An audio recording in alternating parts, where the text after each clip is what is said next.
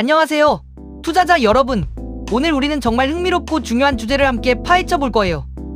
바로 레버리지 ETF 장기 투자. 과연 복리의 마법일까요? 아니면 독약일까요? 많은 분들이 레버리지 ETF에 대해 궁금해하고 혹시 장기 투자를 하면 더 큰 수익을 얻을 수 있지 않을까 하는 기대를 하실 텐데요. 오늘 그 진실을 명확하게 알려드리겠습니다.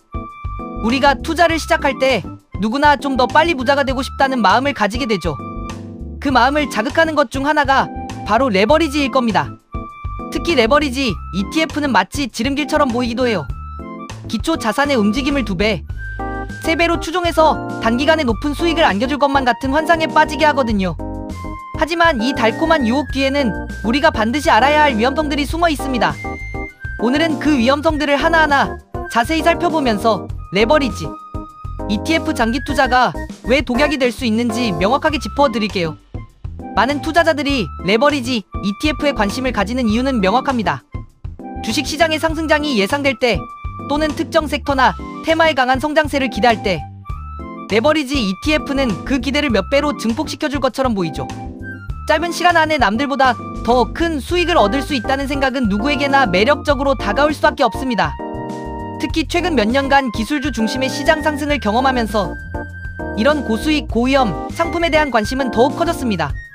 하지만 투자의 세계에서는 언제나 너무 좋은 것은 의심하라는 격언이 통용됩니다. 레버리지 ETF 역시 마찬가지입니다. 겉으로 보이는 화려한 뒤에 숨겨진 치명적인 약점들을 정확히 이해하는 것이야말로 우리가 현명한 투자자가 될 수 있는 첫걸음입니다. 가장 먼저 레버리지 ETF 장기 투자의 핵심적인 위험성으로 꼽히는 것이 바로 복리 효과와 변동성 감소 volatility decay입니다. 이게 무슨 말이냐면요. 레버리지 ETF는요, 하루하루의 수익률을 목표 배율로 따라가도록 설계된 상품이에요. 그러니까 오늘 주가가 1% 오르면 2배 레버리지 ETF는 2% 오르는 식이죠. 그런데 이 일일 수익률 추종이라는 원칙이 장기적으로 봤을 때는 치명적인 문제점을 야기합니다. 좀 더 자세한 예를 들어볼까요? 여러분이 투자한 기초 자산이 월요일에 10% 상승하고 화요일에 9.09% 하락했다고 가정해봅시다. 이 경우 기초 자산은 시작 가격으로 돌아와서 수익률은 0%가 됩니다. 하지만 2배 레버리지 ETF의 경우는 어떨까요? 월요일에 20% 상승했다가 화요일에는 16.67% 하락하게 됩니다.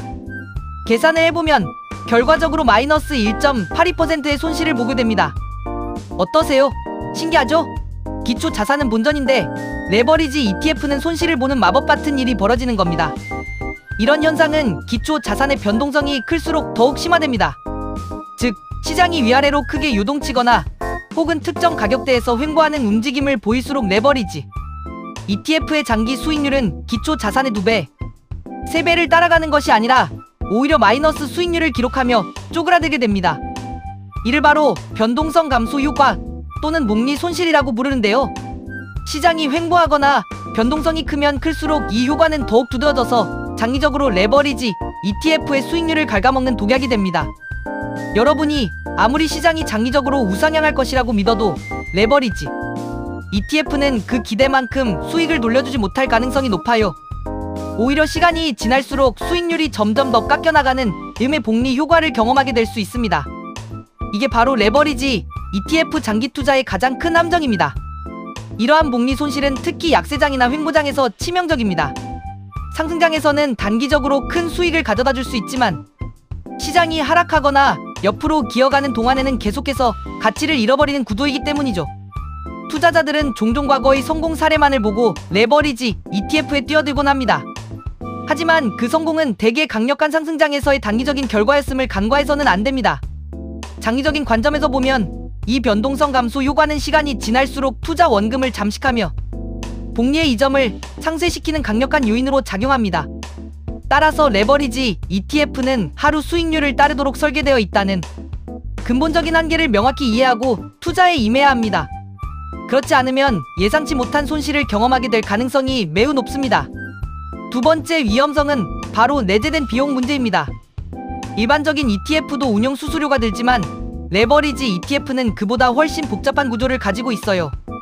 레버리지를 만들기 위해 선물이나 스왑 같은 파생상품을 사용하는데 이 파생상품을 운용하는 데 드는 비용이 어마어마합니다. 대표적으로 롤오버 비용이라는 게 있어요. 선물 계약은 만기가 있기 때문에 만기가 되면 새로운 계약으로 갈아타야 하거든요. 이 과정에서 발생하는 거래 비용이나 시장 상황에 따른 손실이 만만치 않습니다. 예를 들어 선물 시장에서 먼 만기 월의 가격이 가까운 만기 월의 가격보다 비싼 콘텐고 상황에서는 롤오버 시 손실이 발생할 수 있고, 반대의 베거데이션 상황에서는 이익이 발생할 수도 있습니다. 하지만 레버리지 ETF는 일반적으로 매월 혹은 매분기마다 발생하는 롤오버 비용에 노출되어 있으며, 이는 장기적으로 누적되어 운용 성과에 부정적인 영향을 미치게 됩니다. 게다가 레버리지를 일으킨다는 건 쉽게 말해 돈을 빌려서 투자하는 것과 같아요. 파생 상품을 통해 레버리지를 구현하기 위해서는 실제 현금을 빌리거나 혹은 그와 유사한 효과를 내는 금융공학적인 기법을 사용하게 됩니다. 이에 대한 이자 비용이 상품 운용 비용에 내재되어 발생하는데, 이것이 바로 차입금리 비용입니다. 특히 요즘처럼 기준금리가 높은 시기에는 이 차입 금리 비용이 더욱 커져서 여러분의 수익률을 야금야금 갉아먹게 됩니다.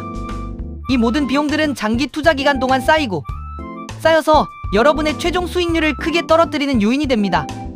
복잡한 투자 구조 때문에 개인이 이런 비용들을 일일이 분석하기도 어렵다는 점도 간과할 수 없는 부분입니다. 레버리지 ETF의 운용 수수료 또한 일반 ETF에 비해 높은 편입니다. 복잡한 전략을 구사하고 파생 상품을 관리해야 하기 때문에 운용사 입장에서도 더 많은 자원과 전문성이 필요하기 때문이죠.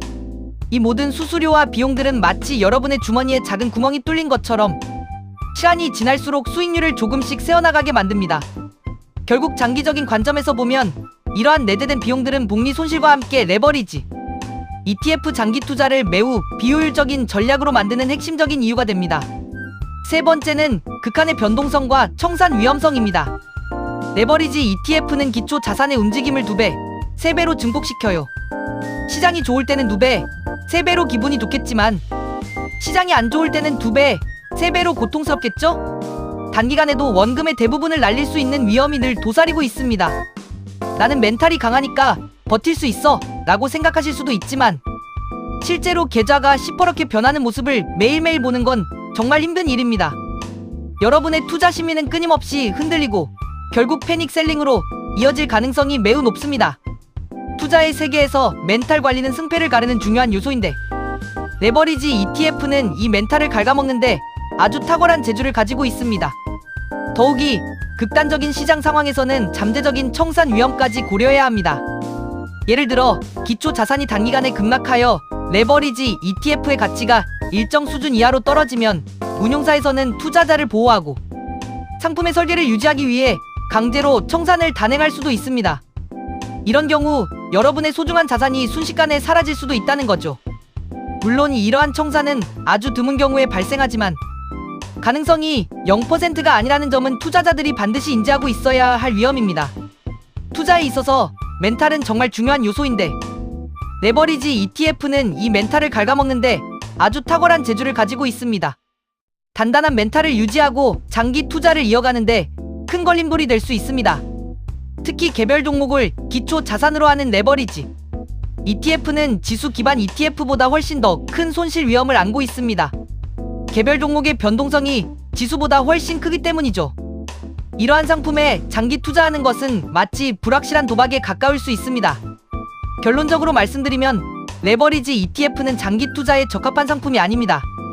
이 상품은 단기적인 시장의 방향성에 베팅하기 위해 설계된 도구이지 장기적인 자산 증식을 위한 수단으로 보기는 어렵습니다. 복리 손실과 높은 비용, 그리고 극한의 변동성 때문에 장기적인 관점에서는 오히려 여러분의 소중한 자산을 갉아먹는 독약이 될 수 있어요. 만약 여러분이 특정 자산에 대한 장기 성장을 확신하고 계신다면 레버리지 ETF 대신 기초 자산을 직접 원하는 레버리지 비율만큼 더 매수하는 것이 훨씬 합리적인 전략입니다.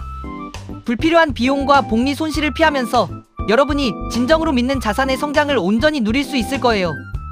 예를 들어 특정 지수가 2배로 오를 것이라고 확신한다면 2배 레버리지 ETF를 사는 대신 그 지수를 추종하는 일반 ETF를 2배 더 매수하는 것이 장기적으로 훨씬 유리할 수 있다는 뜻입니다. 이렇게 하면 복리 손실과 높은 내재, 비용의 위험에서 벗어나면서도 여러분이 원하는 레버리지 효과를 얻을 수 있습니다. 이런 이야기를 들으면 나는 그래도 좀 더 빨리 부자가 되고 싶은데 라고 생각하실 수도 있어요. 이해합니다. 빠른 성과를 내고 싶은 마음은 모든 투자자의 본능일 겁니다. 하지만 투자는 단거리 경주가 아니라 마라톤과 같습니다. 꾸준함과 인내심이 무엇보다 중요하죠. 워렌 버핏이 이런 말을 했죠. 주식시장은 인내심 없는 자의 돈을 인내심 있는 자에게로 옮기는 장치다. 레버리지 ETF 장기 투자는 바로 인내심 없는 자의 마음을 흔들 수 있는 함정이 될 수 있습니다. 여러분의 멘탈을 단단하게 지키고 장기적인 관점에서 현명한 투자 결정을 내리는 것이야말로 진정한 부자의 길로 가는 첫걸음입니다. 투자의 그릇을 키운다는 것은 단순히 자산의 크기만을 의미하지 않습니다. 시장의 변동성에 일희일비하지 않고 자신만의 원칙을 가지고 꾸준히 나아가는 단단한 멘탈을 갖추는 것을 의미합니다. 레버리지 ETF의 유혹에 흔들리지 않고 복리 효과를 제대로 누릴 수 있는 진짜 장기 투자를 이어가는 것이 중요합니다. 우리가 진정으로 집중해야 할 것은 예측 불가능한 단기적인 수익률이 아니라 시간이 지날수록 빛을 발하는 안정적이고 지속 가능한 자산 증식입니다. 이 과정에서 루틴은 매우 중요합니다. 매일 시장을 확인하고 투자 원칙을 점검하며 감정적인 판단보다는 데이터와 분석에 기반한 결정을 내리는 루틴을 만드는 것이죠. 이 지루하고 반복적인 과정이 결국 여러분의 투자 성공을 이끄는 핵심 동력이 될 것입니다. JYP 박진영 씨도 이런 말을 했습니다. 같은 걸 매일 하는 건 지겹다. 근데 지겨운 걸 매일 이겨낸 사람이 결국 성공한다. 이 말은 투자에도 그대로 적용됩니다. 장기 투자라는 지루하고 때로는 고통스러운 과정을 꾸준히 이겨내는 사람만이 결국 부의 결실을 맺을 수 있는 것입니다. 마지막으로 여러분께 강조하고 싶은 것은 투자는 결국 자기 자신과의 싸움이라는 점입니다. 탐욕과 공포에 휘둘리지 않고 냉철한 이성으로 시장을 바라보는 것이 중요하죠.